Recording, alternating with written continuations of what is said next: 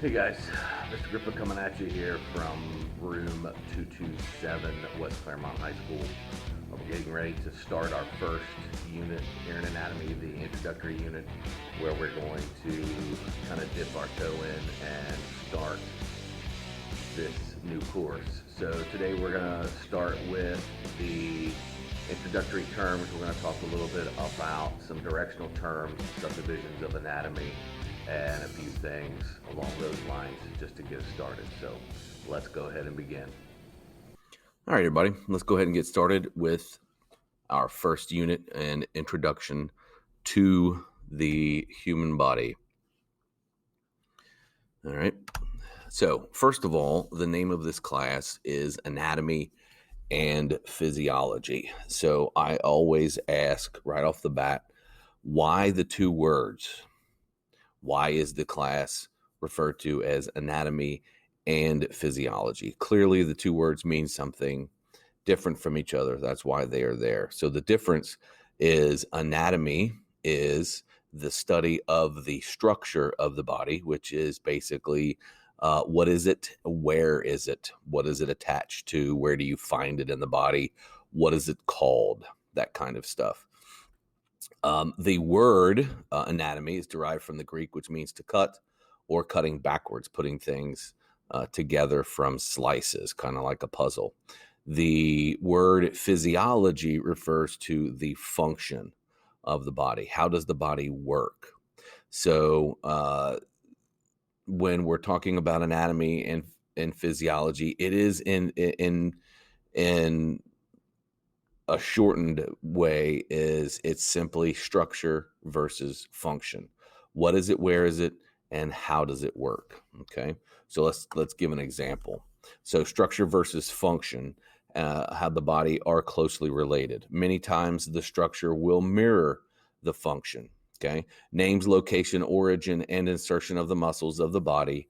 Okay, that is anatomy. So biceps brachii refers to the muscles in the upper arm versus biceps femoris, which are the muscles that are in your hamstrings. Okay.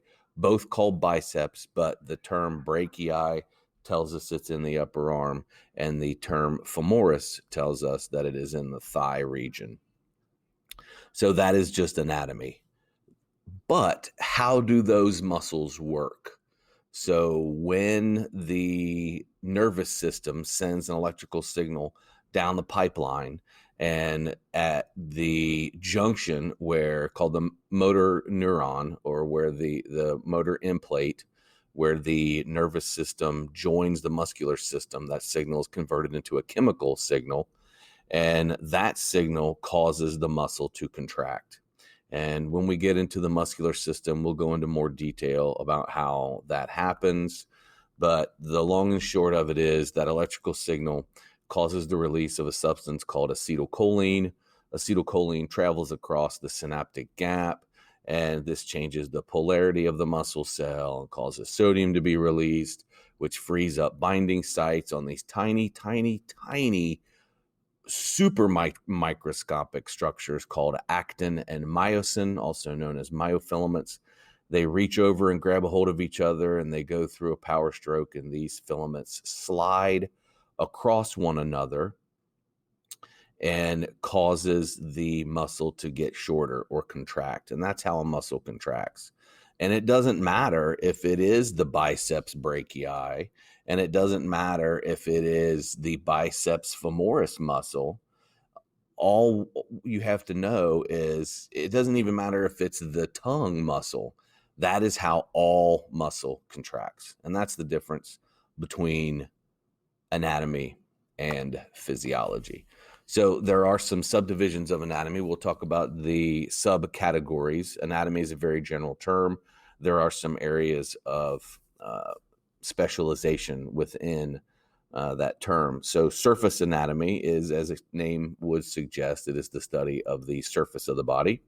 So an acupuncturist or a massage therapist and even a surgeon would have to know a little bit about surface anatomy so that they would know where to begin making the incision to begin their surgery, for example.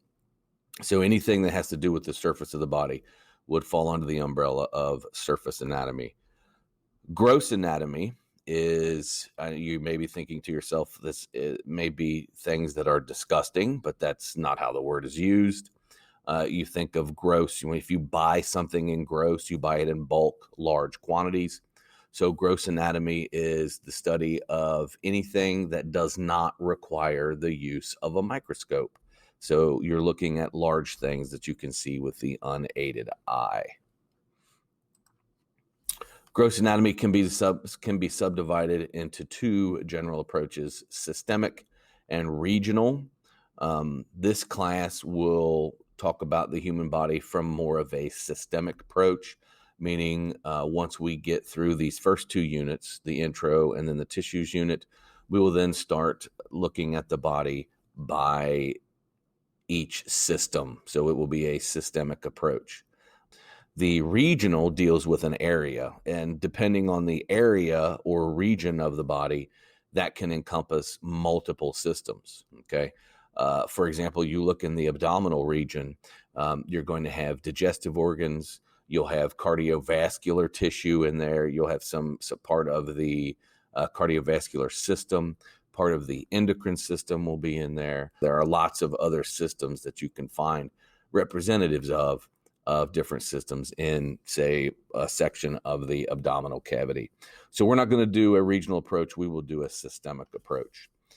Another example of a subdivision of anatomy would be development anatomy. This is going from a fertilized egg into the adult form and all of the changes that occur in the body from the day of conception until the body is an adult. And then an even narrower form of anatomy is called embryology, and that is the study of the embryo. And of course, that would be from conception, one egg, to about the 8th week of gestation or pregnancy.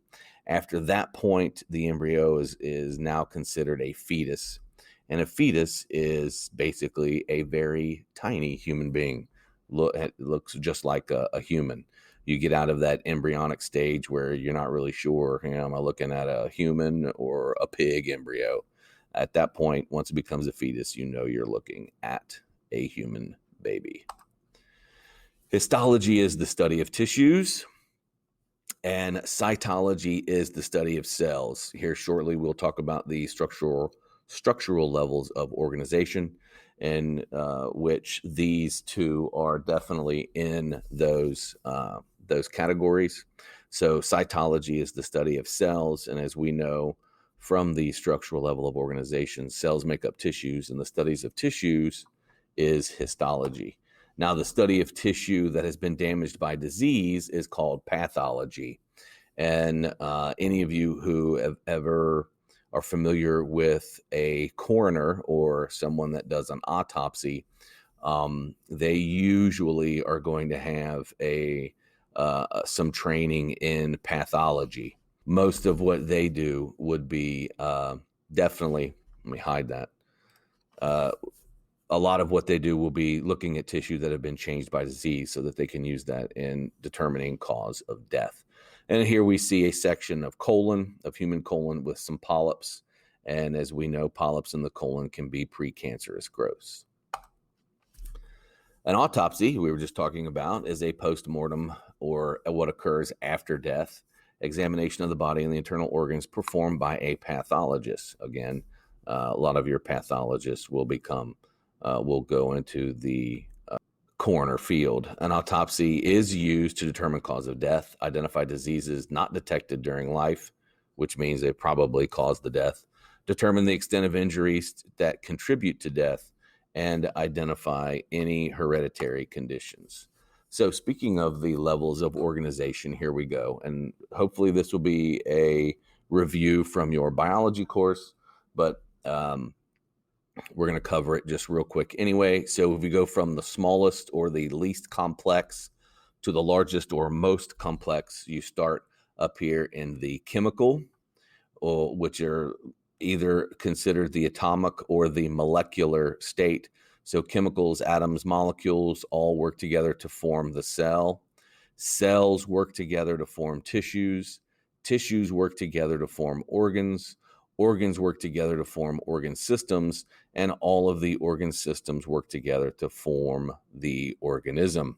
So before we go any further, this is typically where I will ask how many systems make up the human body. And I'll pause while you contemplate that. And then if I have someone that knows the answer, then I will say, how many of those can you list? And that's when we will have a little mental exercise of trying to list the 11 systems. So there I kind of gave it away of how many systems there are, but I will save the answer as to what those 11 are until later. So let's talk about, again, continuing with the levels of organization. The cell is next in complexity over the molecular stage. In fact, billions of times more complex than molecules. There is a lot going on inside all cells. And if you remember anything from your biology class, you know that the cell is the basic form of life, that if anything that is considered to be alive has to have at least one cell, has to be made up of a or multiple cells. And here we see a generalized animal cell with a complete representation of all the organelles. And I don't know how well you know your organelles from your biology class, but you have the nucleus with the nucleolus. You have your endoplasmic reticulum covered with ribosomes, which would make it rough ER. You have your Golgi apparatus. You have your mitochondria, which I'm sure everyone knows, the powerhouse of the cell. Okay, and you got some lysosomes there and a few other things.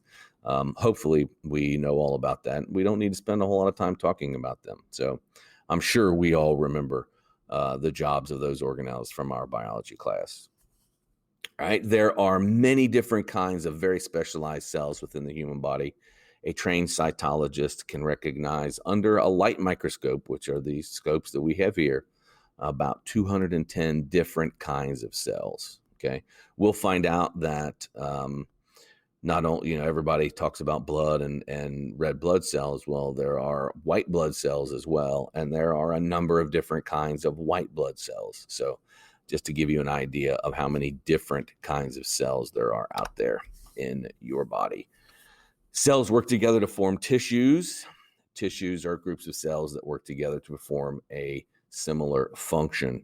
There are 4 main kinds of tissues we will learn in our next unit.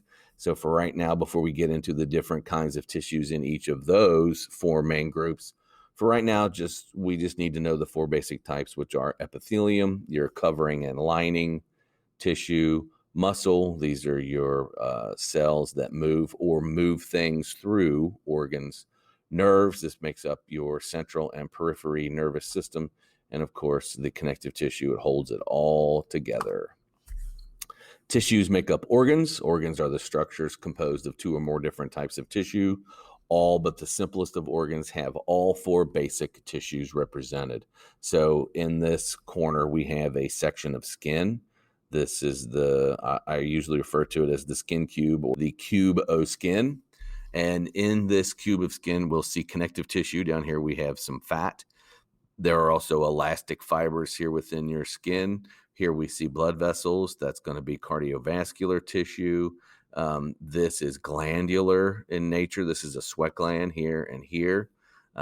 So you have a muscle right here. That's the muscle in the skin that causes your hair to stand up. You have epithelial tissue, of course, that protects and lines your body. So there's lots of stuff. And then there's nerves. So these little yellow guys here, those are your nerve endings. All of those are all 4 represented in the largest organ in your body, your skin. An organ system consists of related organs with a common function. For example, the digestive system handles all aspects of taking in and breaking down food, absorbing nutrients, and eliminating waste. And then, of course, that food will be used by your body. It includes all the organs that are found, which would be the mouth, esophagus, stomach, intestines, liver, gallbladder, and pancreas. So your mouth, esophagus, stomach, and both large and small intestines make up what we call the GI or gastrointestinal tract, sometimes referred to as the alimentary canal. And that means food passes through those organs. The liver, the gallbladder, and the pancreas help secrete substances into the GI tract to aid in digestion, but never have food go through them. So they're referred to as accessory structures. And as I alluded to earlier, there are 11 organ systems in the body.